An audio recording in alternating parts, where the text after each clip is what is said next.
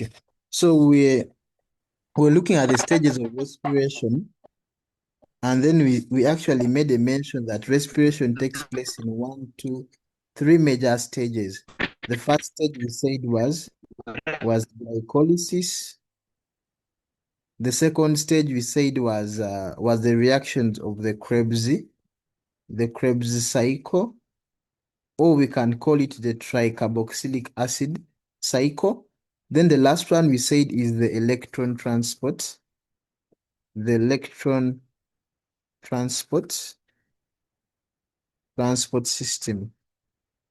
You can call it system, you can call it chain.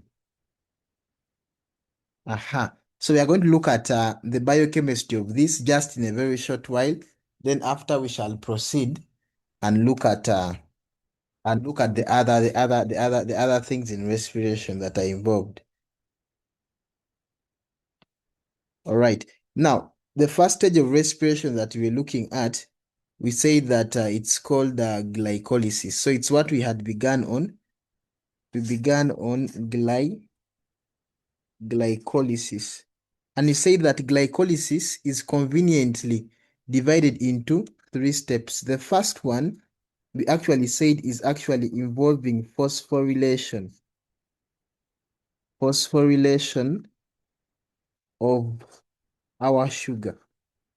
Now, the reason why we phosphorylate that sugar is to make it more active, is to activate it. Then we also phosphorylate it to prevent its diffusion out of the cell. To prevent its diffusion out of the cell. Aha. So you say that when you want to imprison anything within a cell, you phosphorylate it, and this phosphorylation is done using ATP. Then the second part, B, we say that happens during glycolysis. We say that we do what we call lysis. Lysis, or in other words, splitting of the sugar. Splitting. Then the third bit of it, we say that it is oxidation. And yesterday we defined oxidation as what? The removal of hydrogen. Removal of hydrogen. And when this hydrogen is going to be removed, it's going to be carried by hydrogen carriers. The hydrogen carriers here in this case is NAD for the process of glycolysis. I hope that is well understood. Aha. So we shall look at the details a little bit. We shall look at the detailed biochemistry of that. So we say that we can be having our glucose there.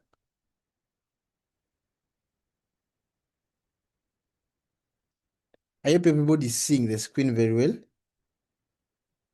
If you're able to see the screen very well, type for me a Y on the chat. If you're able to see everything clearly, please first give me that Y on the chat so that I have the assurance that you guys are listening to me. If you're seeing my screen clearly, if you're seeing everything clearly, give me those Ys on the chat.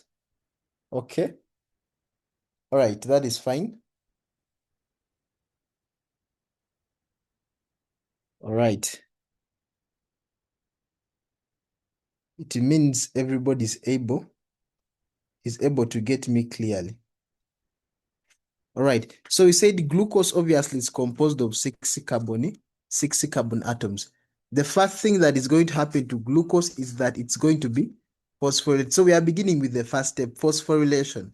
So how does phosphorylation take place? Increasing my voice, okay? Let me try. But I think I'm loud enough. I'm really very loud. So that glucose we said is going to form an intermediate with it. Actually, it's going to be phosphorylated using ATP. So we are going to form glucose. It's going to be glucose 6.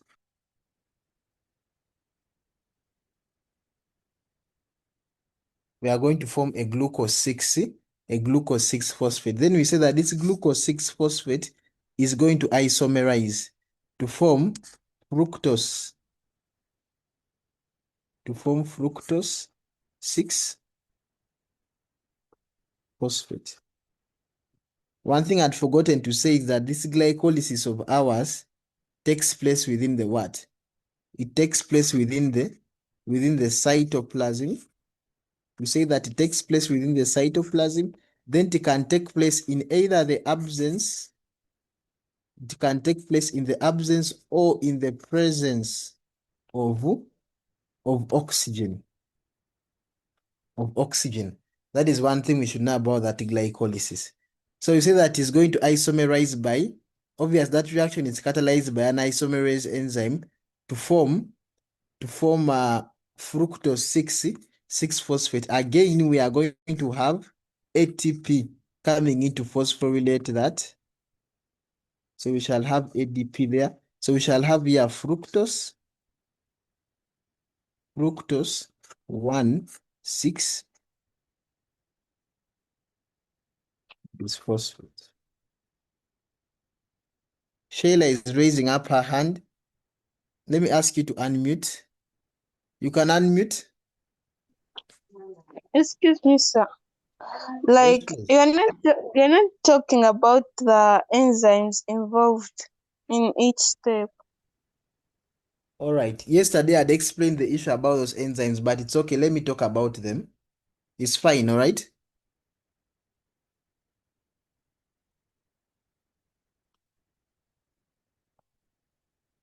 So here we say that the enzyme which is responsible for transfer of a phosphate group to a substance is called actually a kinase enzyme. But because we are dealing with glucose that has 6 carbon atoms, in this case we are going to call this a hexokinase enzyme. Kinase enzyme. Then from this to this, we actually forming an isomer. And the simplest to call that, we can call it an isomerase enzyme. You can call that isomerase, or some books actually call that what? Phosphohexoisomerase. Or you can call it phosphohexoisomerase. But in simple terms, it's just an isomerase enzyme. Then from here, we are still having a phosphate group being added to that substance. So it's going to be called fructo.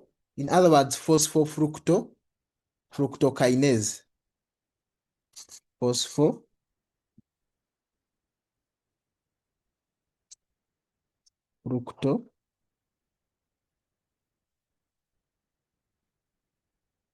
phosphofructokinase enzyme. So in other words, we have actually finished the first step of glycolysis, and all this is termed as phosphorylation. All this is phosphorylation. In other words, glucose is going to, so here we are saying we are using 2 ATP molecules. So glucose, Catherine, stop playing with our screen. Now, you guys who have not been with us, the instruction is that there is on your screen at the right part of it, or at the left, there is that pen-like structure. Please make sure you don't play around with it. And make sure you remove what you have drawn there. This person who has put this thing on my screen, make sure you remove it.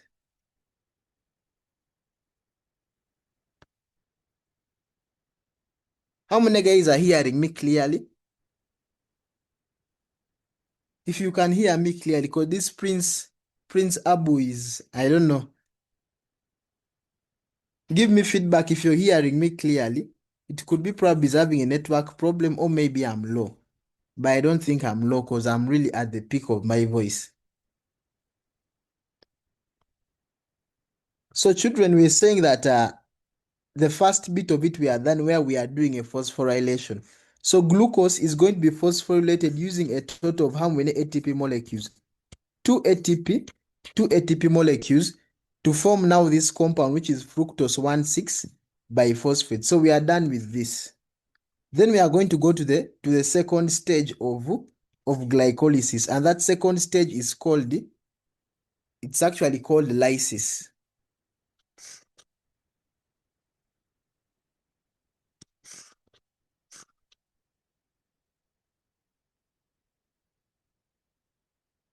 So we are going to have a splitting.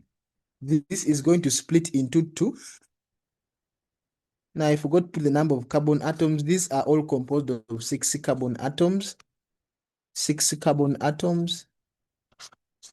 6 carbon atoms. So in this lysis, we are going to form. Now look at this. We're having fructose 1,6-bisphosphate. So it looks like, let me draw the 6 carbon atoms here. 3, 4, 5, 6. So there's a phosphate group there, and there's a phosphate group there. So we are splitting that into two. So we are going to have this one as 1, then this one as 1. You're seeing that? So that you are going to form a glycerate 3-phosphate. One of the compounds is going to be called glycerate.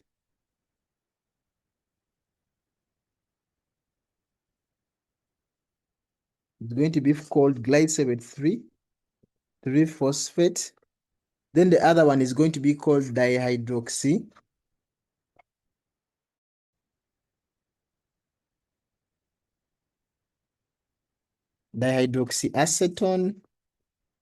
Acetone phosphate. The other one is going to be called dihydroxyacetone phosphate. But remember, this dihydroxyacetone phosphate, actually the enzyme that catalyzes this lysis is actually called an aldose enzyme. So I can just jot it down, change my ink. So this one is called an aldose. The enzyme is an aldose enzyme. Then this dihydroxyacetone phosphate is going to be converted to glycerate 3-phosphate by the aid of an isomerase enzyme. By the aid of that isomerase enzyme. So in other words, we are going to end up having 2 molecules of glycerate 3-phosphate. So we are done with the second bit of it, that is lysis and phosphorylation. Then the second bit of it is oxidation. And by oxidation, we mean removal of the hydrogen atoms that we are going to transfer to a NAD molecule. So we are going to start with our glycerate 3-phosphate.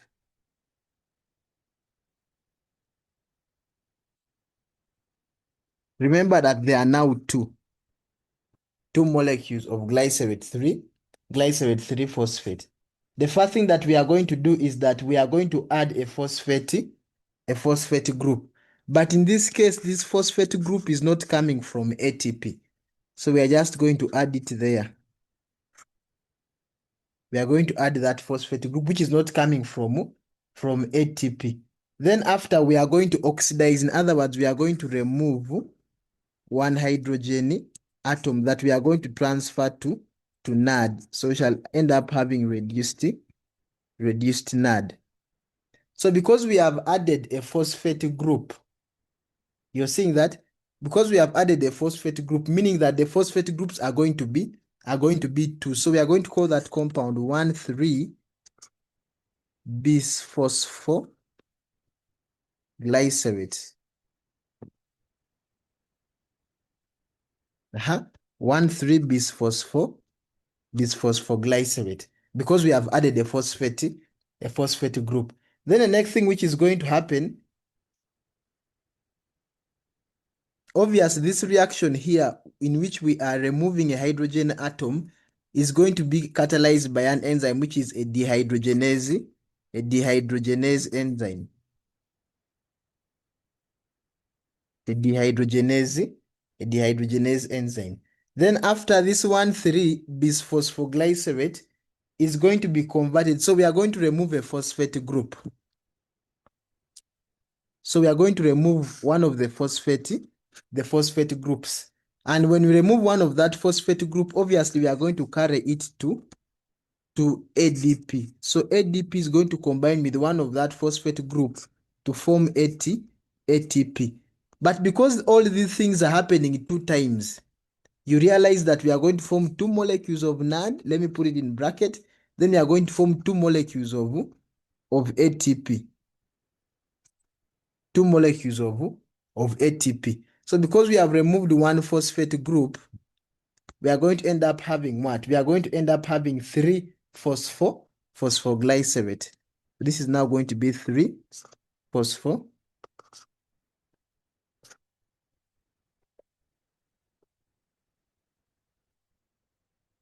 3-phosphoglycerate, and the enzyme there is phosphoglycerate mutase.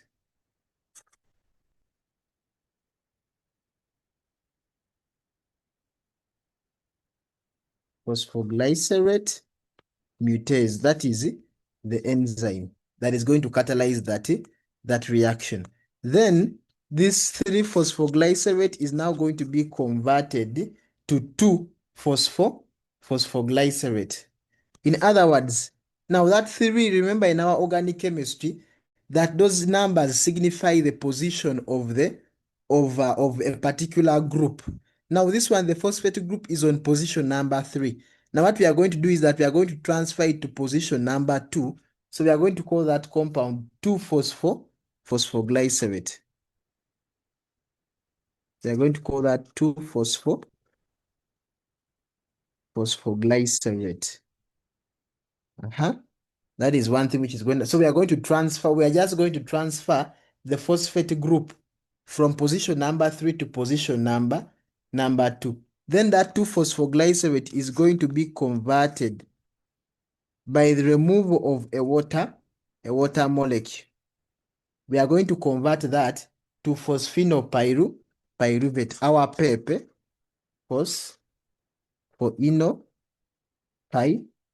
pyruvate. This is obviously 3 carbon atoms, and it is actually catalyzed by an enzyme which is called enolase. An enolase enzyme. Then from here, this is now going to be, it's going to be oxidized now. Obviously, we know we are forming pyruvate. There are people who are playing with that screen. Members, please, let's cooperate. So in this case, this one, we are going to form pyruvate. And we know pyruvate is composed of 3 carbon atoms. Now here, we are also actually going to form, because remember we are having these 2 phosphor, there is actually 1 phosphate group there. So we are going to remove that phosphate group, and that phosphate group is going to be taken by ADP for us to form ATP. In other words, we are also forming 2 molecules of ATP. Then after that, pyruvate is going to be converted. Now, we are already done with the glycolysis part of it. Then from pyruvate, actually, we are now going to do what we call, some books call that the link reaction, where we shall convert pyruvate to acetyl groups that are going to be carried by a coenzyme. That is acetyl coenzyme A. This is composed of 2 carbon atoms, meaning that we shall lose a carbon atom in a decarboxylation reaction in form of carbon dioxide. Then we shall actually oxidize this. So we shall remove a hydrogen atom, and it's going to be carried in form of, it's going to be carried by NAD. So this one here, this particular bit of this is known as the link reaction. The link reaction. Now Edith is raising up her hand. Let me ask you to unmute. Hold on a little bit.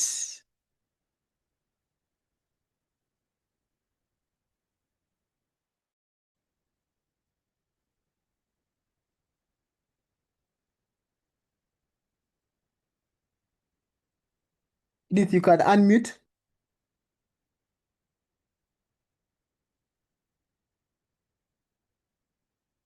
Edith, you're raising up your hand.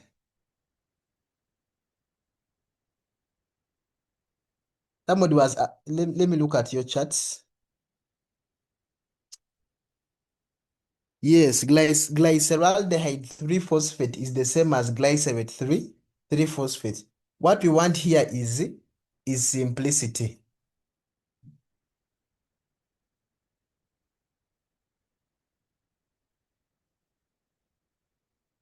Glyceraldehyde is not pigal. Pigal is phosphoglyceric acid.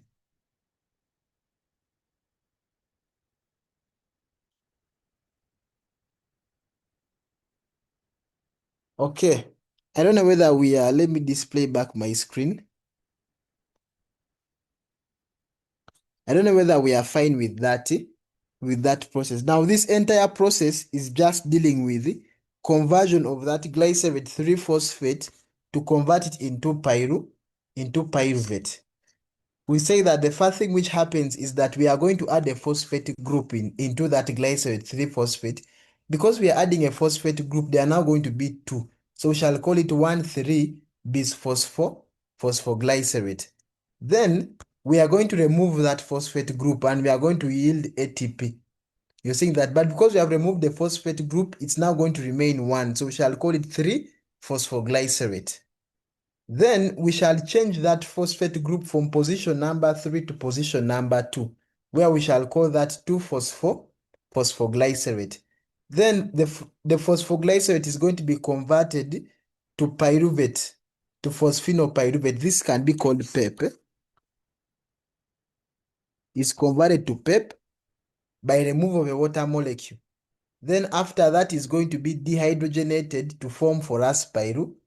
Then pyruvate is going to be decarboxylated and dehydrogenated to form for us an acetyl group, which is going to be carried by coenzyme A. So we shall have acetyl coenzyme A. I hope that is fine for now. So what does that mean? So these steps actually many. You don't have to cram really all of them, but you're just supposed to be knowing how it comes about. So what is our budget? Let me write the budget here. We are going to budget for glycolysis. Let's start with ATP. How many ATP molecules have been used in glycolysis? You look at up here. We used how many ATP molecules? We actually used 2 ATP molecules. If you're seeing that part very well. We used 2 ATP molecules. And how many ATP molecules have we produced? You look at from glycerate 3-phosphate downwards, where we marked 2 ATP, then also 2 ATP. So we have produced 4 ATP molecules. So we used 2 ATP. We used 2 ATP. Then we produced 4 ATP, meaning that the net gain here, the net gain is actually 4 minus 2 that we used. So the net gain is 2 ATP molecules. That is what glycolysis has produced for us. Then let's look at the amount of NAD which has been produced. The amount of reduced NAD that has been produced. The amount of reduced NAD which has been produced is, let us count. Here we are having 2, then here we are also having here 2. So meaning that now this is glycolysis plus the link reaction, plus the link reaction.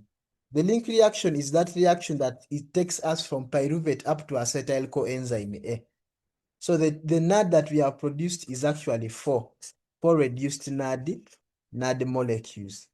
So that is the budget for glycolysis. So we are done with glycolysis. Glycolysis involves three steps. Phosphorylation of a sugar.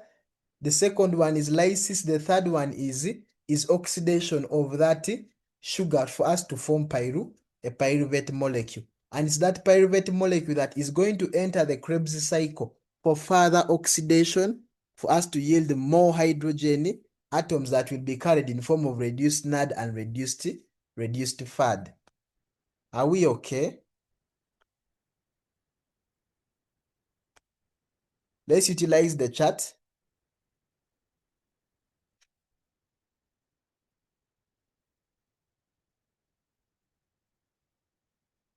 I wanted us to wrap up this. Your teachers have already taught you the things. I just want to make things more clear such that they are on our fingertips. Wow, I'm happy that those guys are, you guys are actually okay. Then it means that the next aspect we are moving for is actually the reactions of the Krebs cycle. These reactions were studied by a scientist called Sir Hans Krebs. The reactions of the Krebs.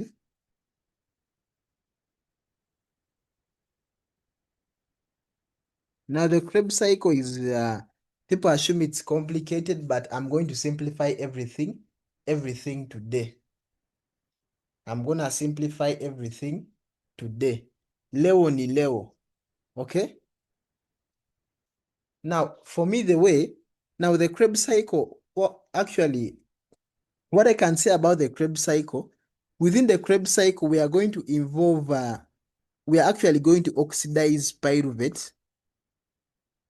We are going to further oxidize pyruvate.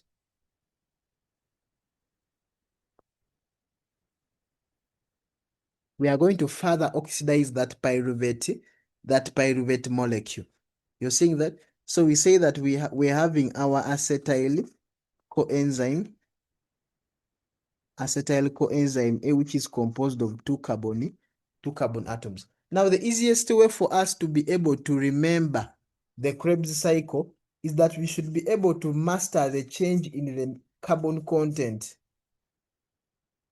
The change in the carbon content. If we know the change in the carbon content, we can be able to know the changes within the compounds of the Krebs cycle. Now, the way I mastered the intermediates of the Krebs cycle is that I used an acronym myself. I came up with an acronym that is called CS squared FMO. That is an acronym that actually used to be able to master the intermediates, all the intermediates of the Krebs cycle. You see that? Now let me show you guys. So acetyl coenzyme A is first and foremost going to be accepted. In other words, it's going to be received. It's going to be welcomed into the cycle, and it's going to be welcomed by a particular compound called oxaloacetate. And oxaloacetate is composed of four carbon atoms. You're seeing that? Now, when these four combine with two, we are going to form six carbon atoms, and that compound is going to be called citrate. And citrate is composed of six carbon atoms. We are already done with the first one. The C is already done. I think we are good to go about that first step. Then the second step, that we are moving to a compound which is called isocitrate. So from citrate, we are going to move to a compound known as isocitrate. Isocitrate is also composed of six carbon atoms. So here we are just having an we are just going to form this isocitrate is just an isomer of citrate. So we shall slash off that one. That I is done. Then from I, we are going to go to A. So meaning we are going to form a compound called alpha ketoglutarate.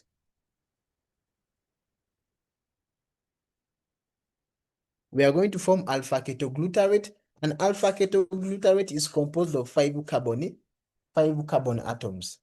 So we are done with the A. Then the S, we are going to form what? We are going to form succinyl-CoA.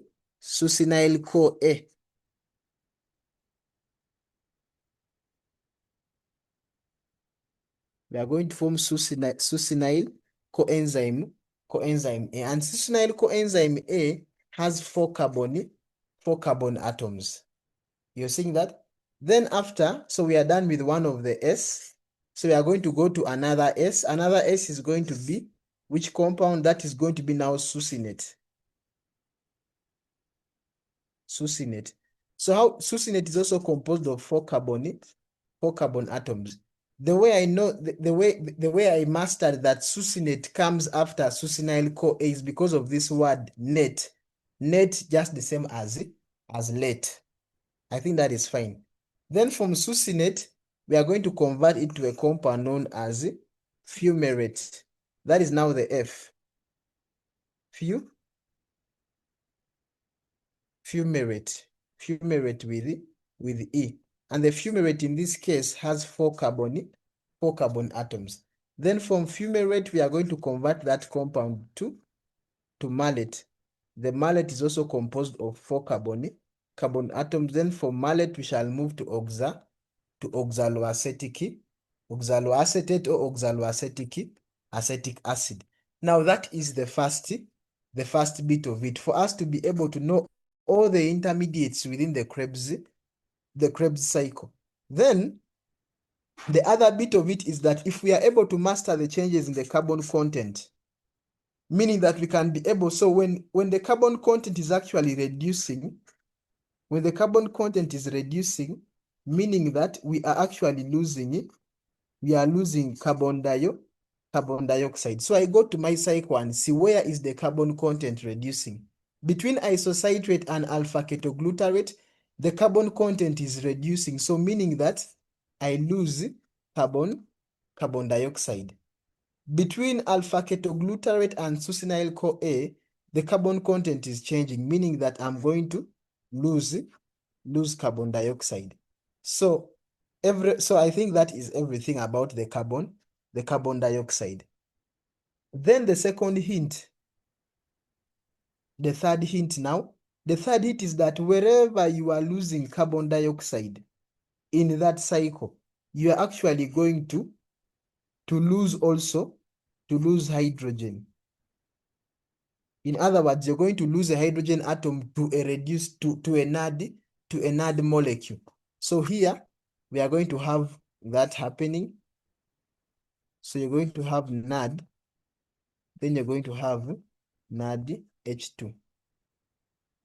Even here you're going to have NAD, then you're going to have here NAD H2.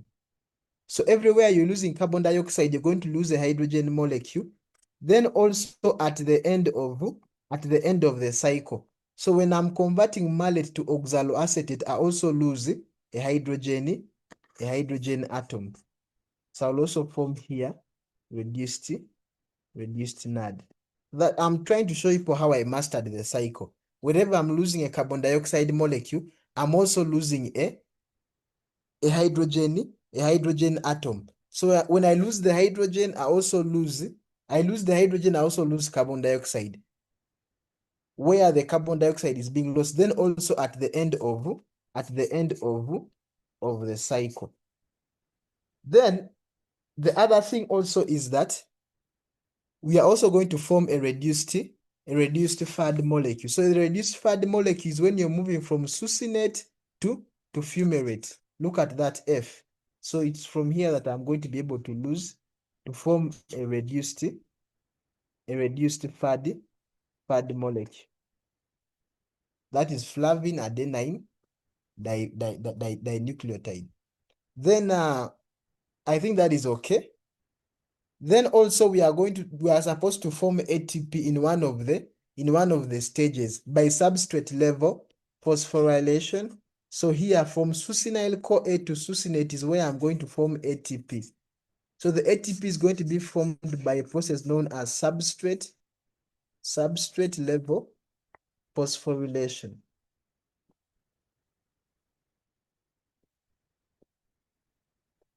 Substrate level phosphorylation. Then also from fumarate to malate, we are just going to add water. Add water.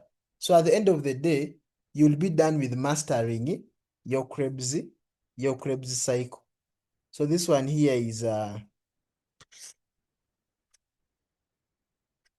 you master that as CS squared FMO. Wherever you're losing a carbon dioxide atom, you're also losing a hydrogen atom to NAD at the beginning and then at the end of the cycle. Then between succinate and fumarate, you're going to be forming a reduced fad. Between succinyl-CoA and succinate, you're going to form ATP, and you're done with the reactions of the Krebs cycle. I hope we are fine with that. Children. Let me first hear from you. Somebody's raising up their hand.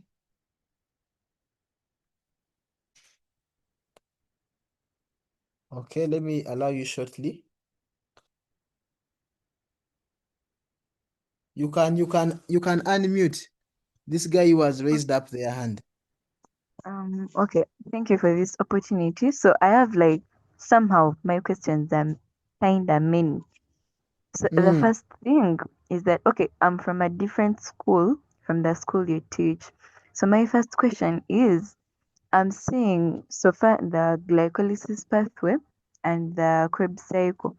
You have some other intermediates that you've included that first were not taught, and of course I know they are right, but the first question is, let me say they have set, for example, a Krebs cycle in UNEB, and we are required to like mention the whole of it, and I don't include this isocitrate. From citrate, I just go to alpha ketoglutarate. Will I be marked wrong or will I be marked right? Wow, that is actually very nice. A very nice question. Now, somebody may actually be able to ask me, but why are we laboring to have all those, intermediates? Now, when you look at the BS version of the respiration pathway, they just give us the major things. They move from acetyl-CoA, they move to citrate. From citrate, they move to alpha ketoglutarate. Then from alpha ketoglutarate, they move to oxaloacetic acid. Now, the reason why I've actually labored so much to bring the other intermediates is because after this, I'm going to handle something which is called, remember when I was introducing respiration, I told you guys that beyond this being a point of energy production, it's also a point whereby through the intermediates, those intermediates that I've told you, we can derive very many other metabolites out of it. For example, when we are dealing with the metabolism of amino acids, you're seeing that those intermediates are going to be very important for us when we are dealing with the metabolism of fats.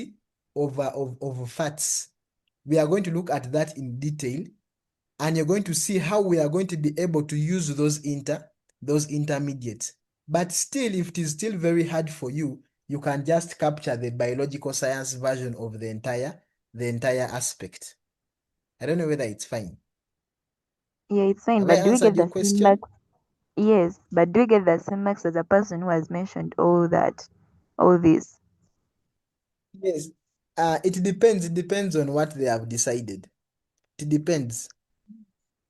I Okay, cannot and actually also, pass out a ruling right now. And what if the guys who are marking argue it out and say, no, we are actually going to take this and not that and that, We can't yeah, actually pass out a ruling on that.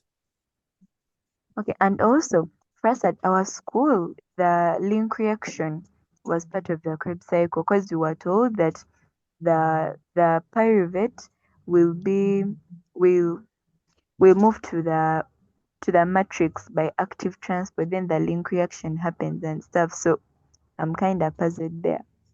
Yes, I told you guys that the link reaction is really not part of the Krebs cycle, because Remember, from the word Krebs cycle, the cycle is a cycle, meaning that it starts from acetyl coenzyme A and it moves back to acetyl coenzyme A. So the link reaction is really not part of the cycle. It is just a link reaction, the same way its name suggests. It is just a link reaction linking the product of glycolysis, that is pyruvate, to acetyl coenzyme A, which is part of the intermediates of the Krebs cycle. So it is just basically a link reaction, but glycolysis ends in the formation of pyruvate. Okay, thank you. I don't know whether you guys are understanding what I'm trying to say. Yes. Shayla is raising up her hand.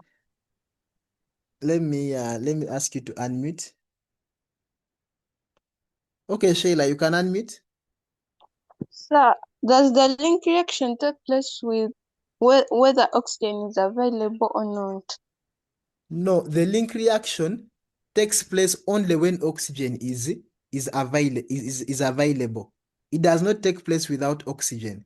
So I remember when I was just starting the lesson, I said that the glycolysis takes place only, it can take place in the presence or in the absence of oxygen. But glycolysis is actually not part of, sorry, the link reaction is not part of glycolysis. So it stops at pyruvate. After pyruvate, the fate of pyruvate is determined either in the presence or in the, it's determined by the presence of oxygen. So if oxygen is present, pyruvate can still continue to be oxidized further through the link reaction and the reactions of the Krebs cycle. Are we fine?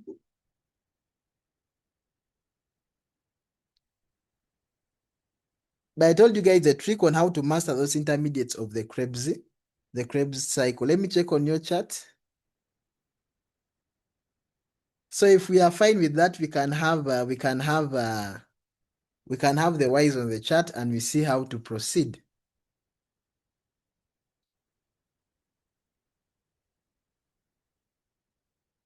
So the reactions of the Krebs cycle. Now, where do the reactions of the Krebs cycle take place from? Somebody give me an answer on that. We are just doing revision. You guys have been taught at school. The reactions of the Krebs cycle, where do they begin from? Sorry, where do they take place from?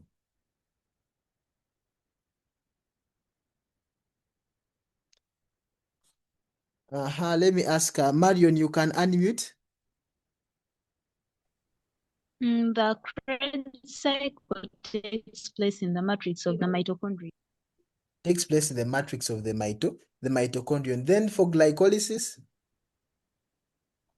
Glycolysis in the cytoplasm. In the cytoplasm of the cell. That is okay. Okay, I think that is fine. Now, the fate of pyruvate, of that pyruvate molecule, is determined either in the determined by the presence of oxygen. So if oxygen is present, meaning that it can continue further. It can continue further to form the other products.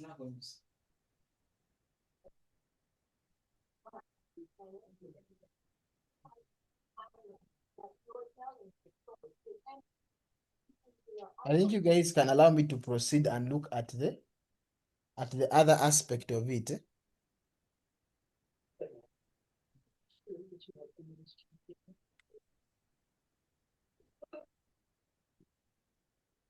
So we have looked at that. You guys can take screenshots.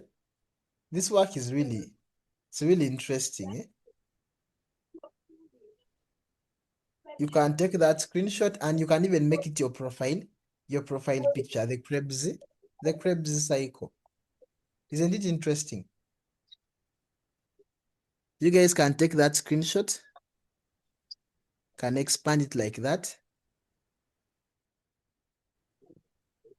Okay.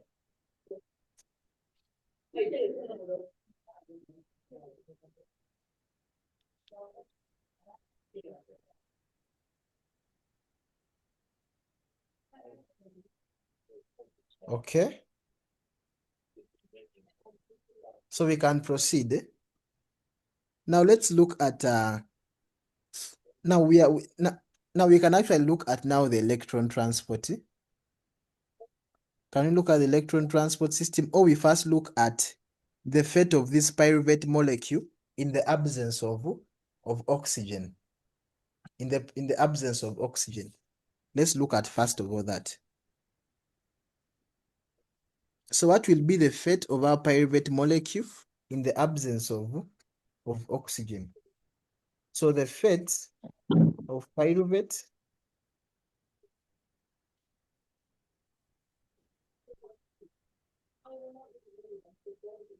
in the absence of oxygen. In other words, during anaerobic respiration. So this phenomena is actually different in both plants and animals. It's different in both plants and animals.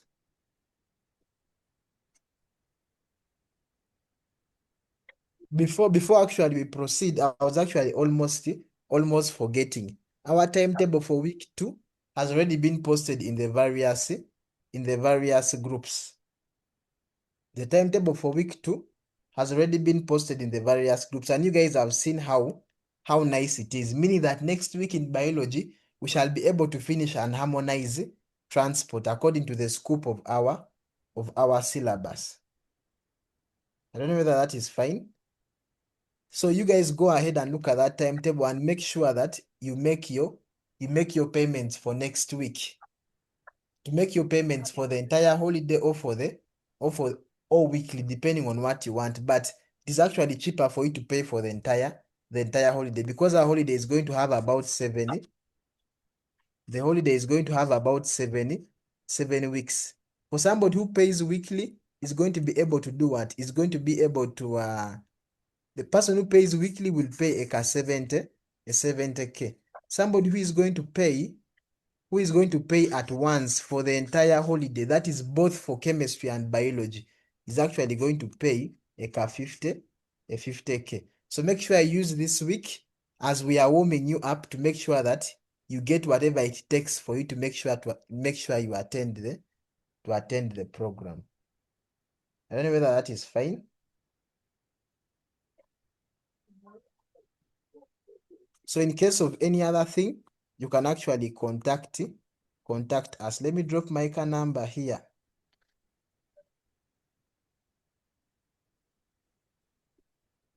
This is for Teacher Ken, or you can call Teacher Desire, Mr. Andrew Desire. That is on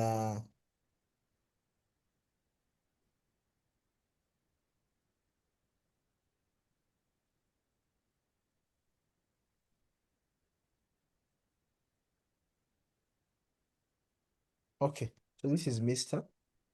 Teacher Andrew Desire. Okay. So I think that information is well taken. I don't want to waste a lot of time on that. Make sure you use this holiday and invest it to know all that there is to be known. By the time next year comes, you're just waiting for your 20 points. I think that is fine. So this entire week, we are going to be receiving your payments for next week. So make sure you do that as soon as possible so that you don't miss anything. This holiday is going to be packed. Next week we are doing transport. The following time we shall finish coordination. We shall look at it. The following time we shall look at evolution. The following time we are going to look at genetics. The following time we are going to revise the entire syllabus. By the time you're leaving, you'll be a fully blown student.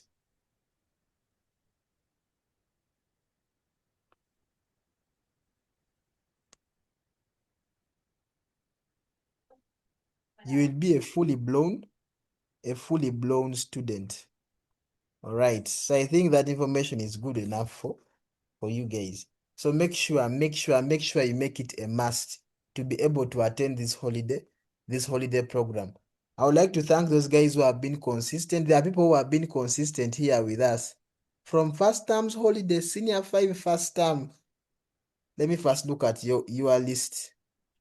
There are guys here, people like Cynthia, they have been here. People like me, even me, have been here from first term. Can you imagine? Okay. They said me attend lessons every holiday. Yes, all of us have been here. So make sure we are still here until the very end. All right, it's okay. So let's continue. I think I began even boring some guys. Even in organic chemistry, look at the timetable very well. Some of you are not good readers. Every information that you need is always posted in the group. Even every small detail is posted in the group. Even inorganic chemistry is there. We are going to look at transition methods, and that is the most let me not say hard, but it's the most technical part of inorganic chemistry. I really wish you had math. We can't have really everything, but take what we have. When is the holiday program ending? It's ending at the end of the holiday. The last weeks of January, because I know most of your schools would want to report at about 27th. There, February there is where we shall end. But I think that is fine. I think we can proceed. So we are looking at the fate of this pyruvate molecule in the absence of oxygen. So we said that this pyruvate molecule, the way it is treated is actually different for both plants and animals. So you realize in plants, let us start with in plants. In plants, what is going to happen to pyruvate is that the pyruvate molecule is first gonna be converted to what? It's going to be converted to ethanol plus carbon. Is going to be converted to ethanol plus carbon dioxide. You're seeing that? So when the pyruvate is converted to ethanol, so this reaction is going to be catalyzed by an enzyme called pyruvate decarboxylase. Pyruvate decarboxylase.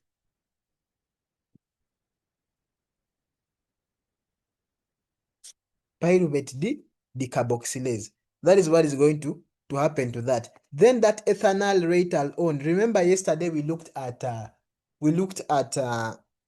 yesterday we looked at carbonyl compounds in inorganic chemistry. Ethanol is an aldehyde, and for ethanol to be able to be converted to ethanol, we are going to do what? We are actually going to reduce it using a reducing agent, and in this case, our reducing agent is the reduced NAD, and here we are going to regenerate the oxidized NAD. So here we are going to form ethanol. So the product of anaerobic respiration in plants is carbon dioxide and ethanol.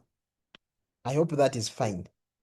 Then in animals,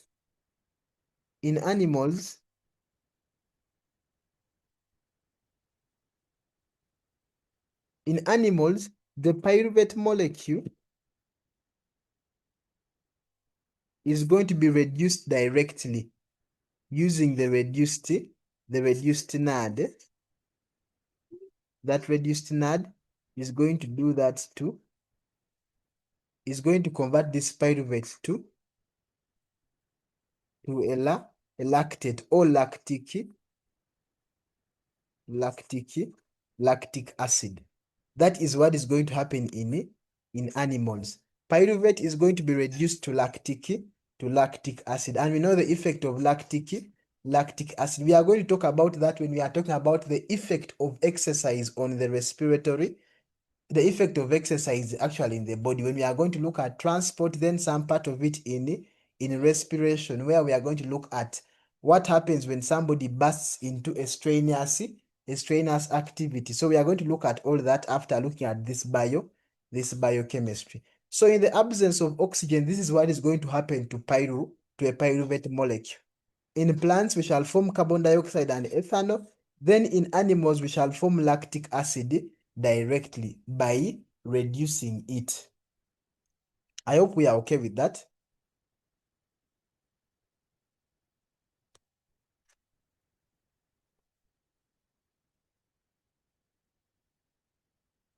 I hope we are fine with that. We are doing revision, friends.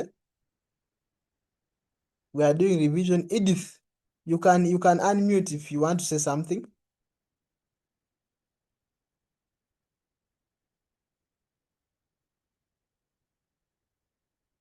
Okay. If we are okay with that, give me those Y's on the chat.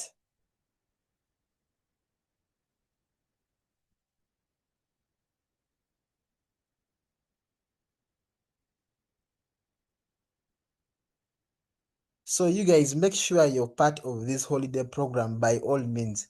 Even if it means you to sell a cow, it is worth. Make sure you're part of it by all means. We are going to handle serious topics like evolution, growth and development, especially evolution. You guys will come and hear the stories of Darwin's theory, the story of natural selection and evolution of species by speciation. So make sure you're really on. There is nothing to distract you. Nothing completely should be able to distract you. I hope we are fine. Hey. For only one subject, we are offering you 2, so take the 2.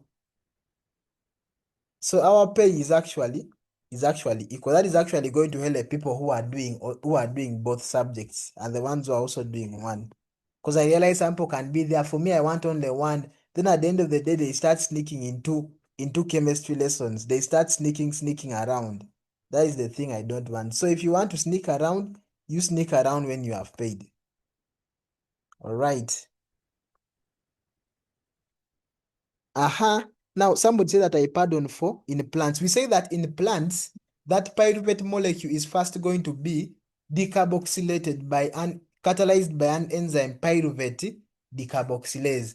Pyruvate decarboxylase is going to lead to the formation of ethanol and carbon dioxide. That ethanol is going to be reduced using the reduced NAD molecule to form ethanol. That is what I was intending to say.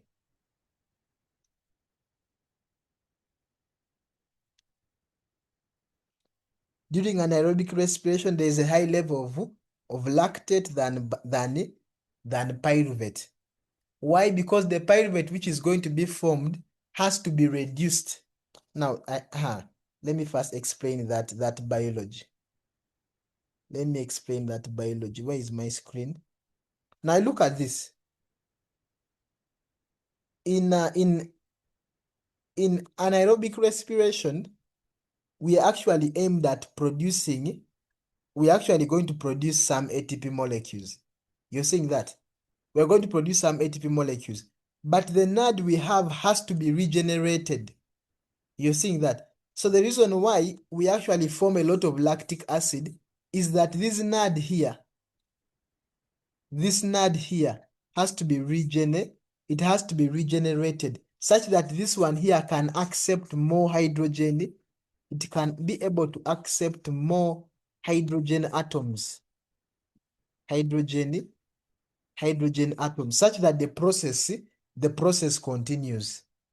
You're saying that? So that is why we produce more lactic acid, because the pyruvate has to be reduced so that we can be able to regenerate back the oxidized NAD such that it's able to accept more hydrogen atoms. I don't know whether we are okay. Now let's look at the last part of the biochemistry. We look at the electron transport system.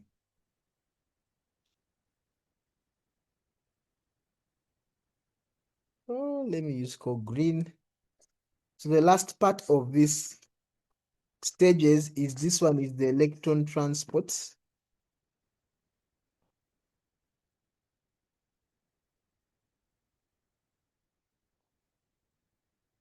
You can call it ETS, or some people, instead of system, some people call it chain, the electron transport The electron transport chain.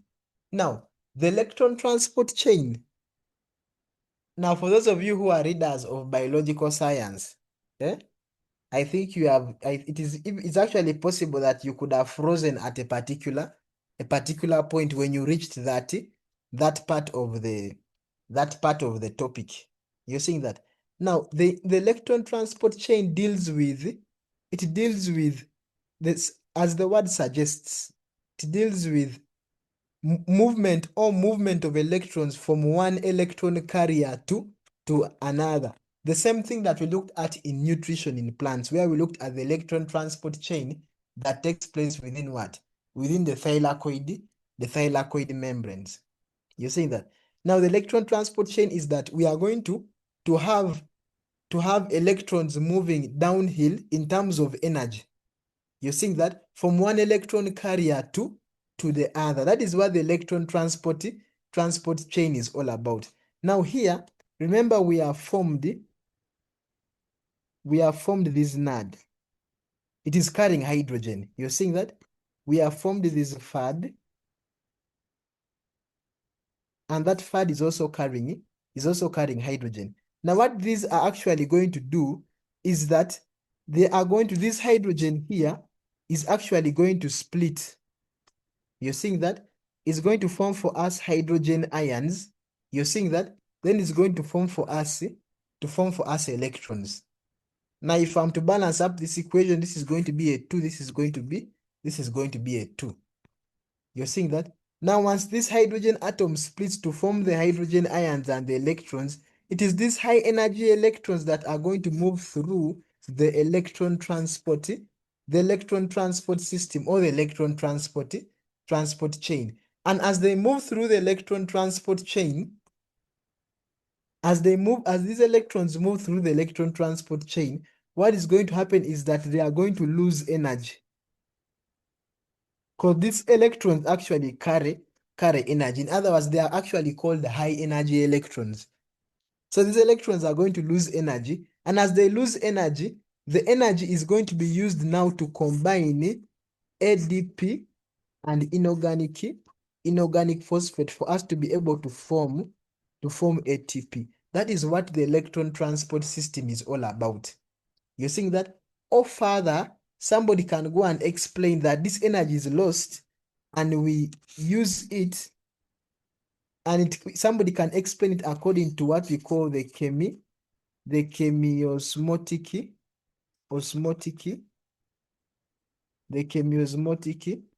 theory of ATP production. Somebody can call it, can actually go ahead and explain this chemiosmotic theory, of which I'm going to illustrate right now. So what is going to happen is that, let me assume that obviously this process happens on our crystal. It's going to happen in the inner membrane of the mitochondria. It's going to take place, let me write it here. It's going to take place on our crystal. And this crystal we know is actually the inner membrane of the mitochondria. Now let me assume we're having our crystal like this.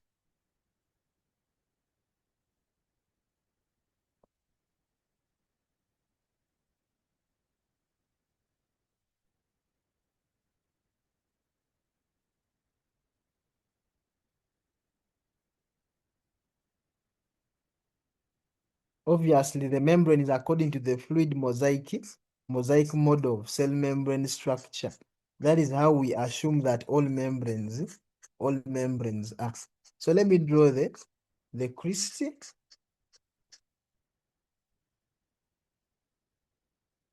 Now, if you want the details of whatever I'm talking about, endeavor to check the books by Glynn and Susan Toole. You can check on New Understanding Biology. You can check on Biology in Context. You can check on AQA Biology by Glynn and Susan Toole.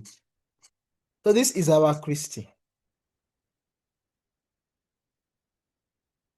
That is our membrane, the inner mitochondrial membrane. And in it, we are actually having protein molecules there.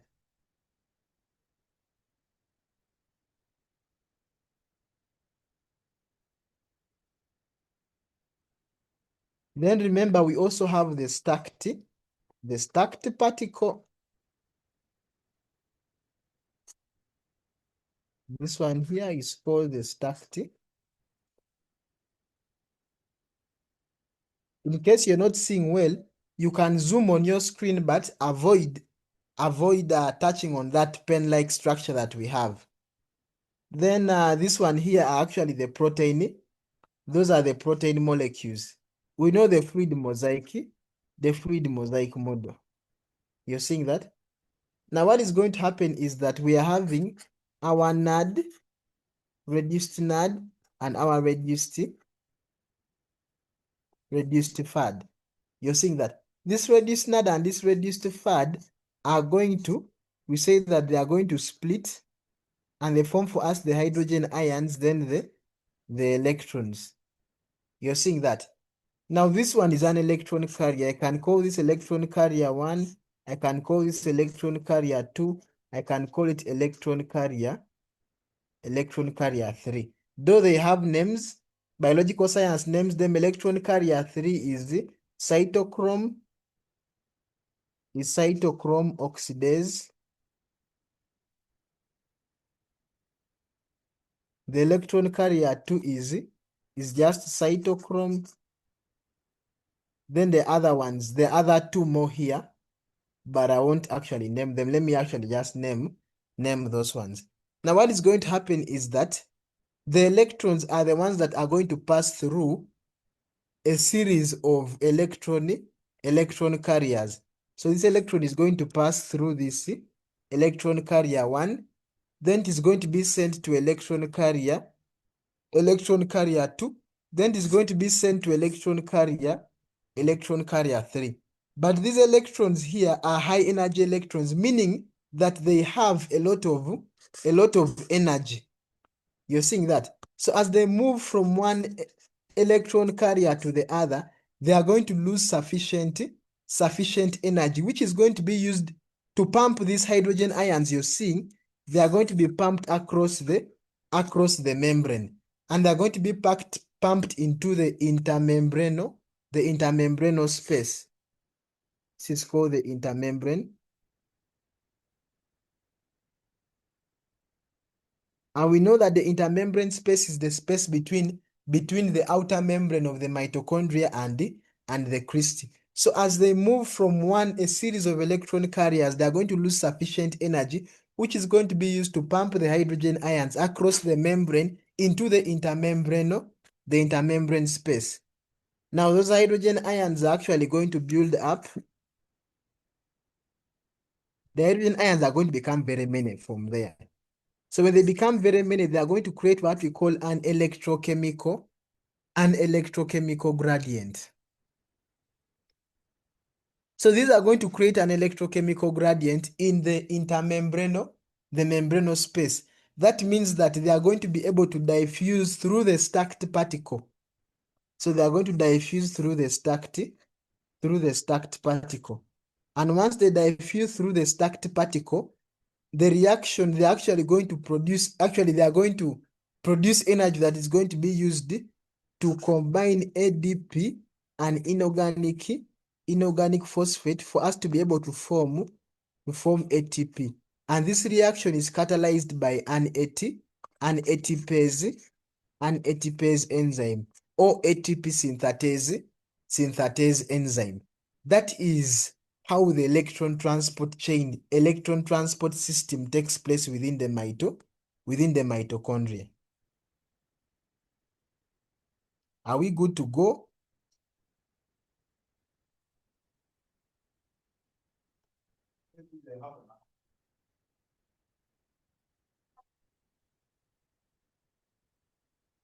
Wow. We said that NAD and FAD actually are hydrogen carriers. Because they are carrying the hydrogen atoms, once those hydrogen atoms are actually going to split to form for us the hydrogen ions and the electrons. The electrons are then going to go through an electron transport system or an electron transport chain. You see that? Once they go through an electron transport chain, they are going to lose sufficient sufficient energy, which is going to be used to pump the hydrogen ions across the membrane into the intermembrane space. The hydrogen ions are going to build up.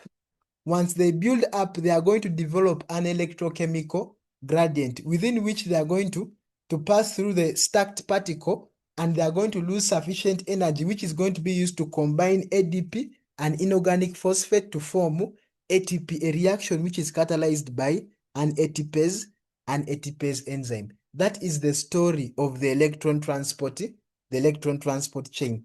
Now the question is, what is going to happen to those things after? Let me show you something here. Now at the end of the day, we are going to have the hydrogen ions. You're seeing that? Then we are going to have the electrons here. Now these are actually going to combine to form for us. Now these are actually going to combine with oxygen. The role of oxygen in respiration is that oxygen is the final electron acceptor. Is the final electron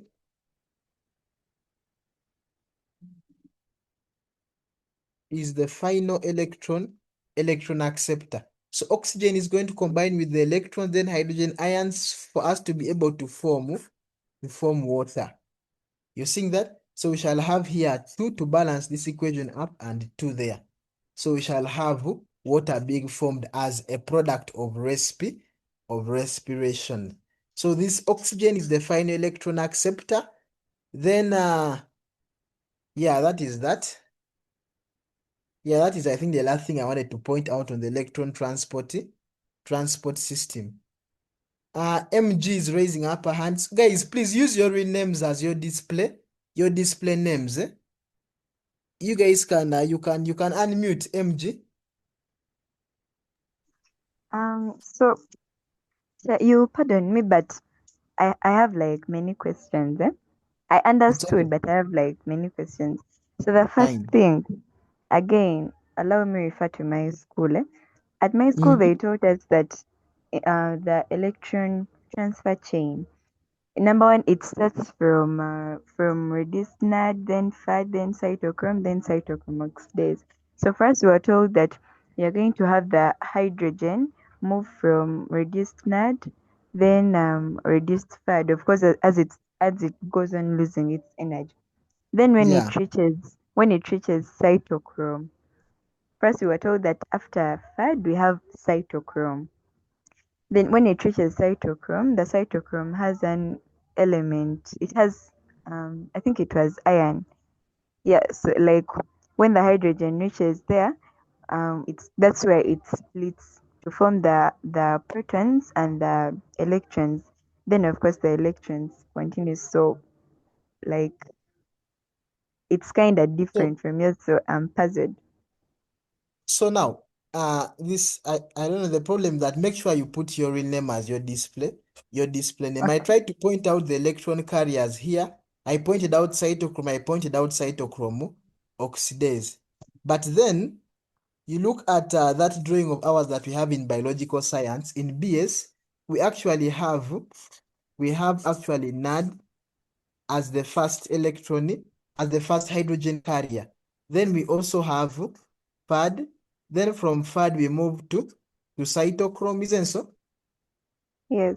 Then from cytochrome we move to cytochrome Oxidase. oxidase. Cytochrome, we say that it has a heme group which is containing iron 2, right? Yes. Is it iron 2 or iron 3? It's iron 3. I think it's iron Somebody 3. help me confirm that.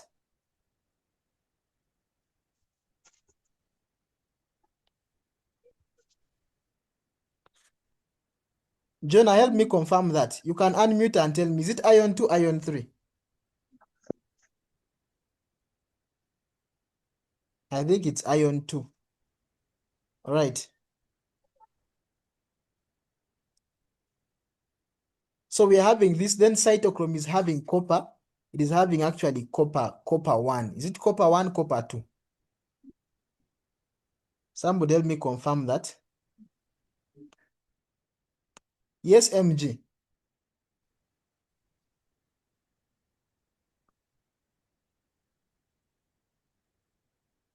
All right. So the story in biological science tells us that these are actually, now from NAD to FAD, you're going to have these actually also hydrogen carriers. Then it is from FAD that the hydrogen is actually going to split. Then from here to here, these ones here are the electron carriers. The cytochrome, then the cytochrome oxidase. These are the electron carriers. Then these ones here are the hydrogen carriers. And that is just how the entire sequence goes. Now for me, what I did in my diagram is that I represented them into the membrane. You understanding? Into the crystal. So I just tried to show you a grammatic way of how it happens in real life. I don't know whether that is fine.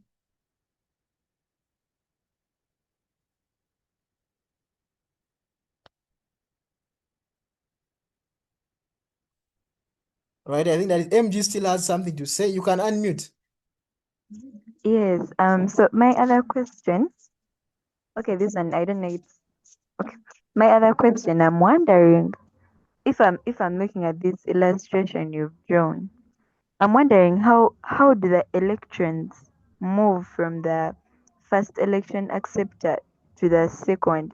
Because like, okay, I don't know. Maybe it's understandable when you see it in a 3D structure, but like how does it cross? How does it cross those Now the phospholipids? problem, MG, is that you're looking at my drawing and you're looking at the phospholipids there and you're thinking, how are the electrons going to fly there? This is just an illustration, and let's take it as an illustration, not the fact that that is really how it happens and all that kind of stuff. Is that fine? Yes. All right. And then my last question. Okay. This reaction whereby we are going to have formation of oxygen, does it still happen in the crystal, or where it happens in the matrix? Where does it happen? The crystal, first of all, is a membrane, and that reaction cannot take place in the membrane. It is going to take place within the matrix. Okay. Yes. Thank you. Right. I think we are all good to go. Is everything fine? Give me those Y's on the chat. And obviously, our time is far much spent.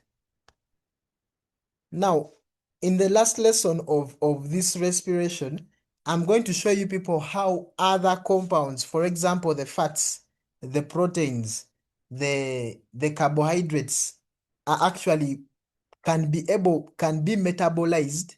You're seeing that using the pathways within the Krebs cycle, or how they can be formed. For example, plants form proteins. How do they form proteins? I'm going to be able to show you all that in the last lesson. Then I'm going to be able to show you I'm going to be able to show you issues of I think as we are connecting to transport, I'm going to be able to show you what happens into the respiratory system during an intense exercise, changes that take place during an exercise. Is that fine? Now, guys, make sure that you make your payments for next week. Jonah is raising up their hand. All right, let me.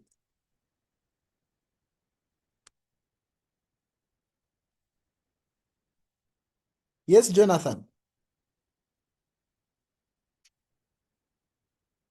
I've asked you to unmute. You can unmute and speak.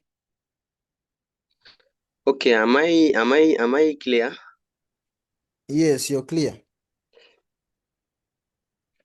Okay, sorry for interrupting, but mine is just a simple question. Anyway, good evening. Before I continue, mine is a simple question on the very aspect. Like I've got a challenging question on this aspect. It says that what is the significance of the Krebs cycle being a what? Being a cyclic process? And then secondly, I've also got a question. Actually, I want you to help me understand this term oxidative decarboxylation. I've always met it in several texts of Now, biology. oxidative decarboxylation. Now, let me show you. We had a reaction of oxidative decarboxylation here. Let me go up. Now you're seeing this. From pyruvate to acetyl coenzyme A, you're having a carbon atom being removed in form of carbon dioxide. Then you're having a hydrogen atom being removed. So between pyruvate and acetyl coenzyme A, you're going to have an oxidative decarboxylation taking place. So in other words, you're oxidizing and decarboxylating at the same time. So that can be seen typically in pyruvate when you're converting pyruvate to acetyl coenzyme A. The significance of the Krebs cycle being a cyclic process is that we are able to regenerate acetyl coenzyme A at the end of the day. And also the significance of it being cyclic is that its intermediate are a central hub in metabolism of other compounds like the fats and the proteins. That is its significance. For more information, you can get that in Glynn and Susan tool. It has that same question. Glynn and Susan tool. That is a biology in context. You can get that information there. I Okay, don't know please. if Thank you so much. okay. Then finally, I have one question to wrap up. It says, what is the what will result as a what will come out as a result of oxygen lacking in the respiratory chain? Now, when oxygen lacks in the respiratory chain, the process of aerobic respiration is going to stop. No, now oxygen combines with the hydrogen ions there, you're seeing that, and the electrons forming water, meaning that we are able to regenerate the hydrogen carriers. Now, if oxygen is not there, meaning that that hydrogen cannot be able to combine with, the hydrogen ions cannot be able to be disposed of. You're seeing that. So at the the end result of that is that the entire process is going to stop. The entire process is going to Okay, stop. The entire process of respiration is going to stop. That is the result of oxygen lacking in the chain, in the electron transport chain. I think that is fine. I'll answer more questions in our next lesson of biology. Now, the next lesson we shall be summarizing, so I will have time to answer all your questions.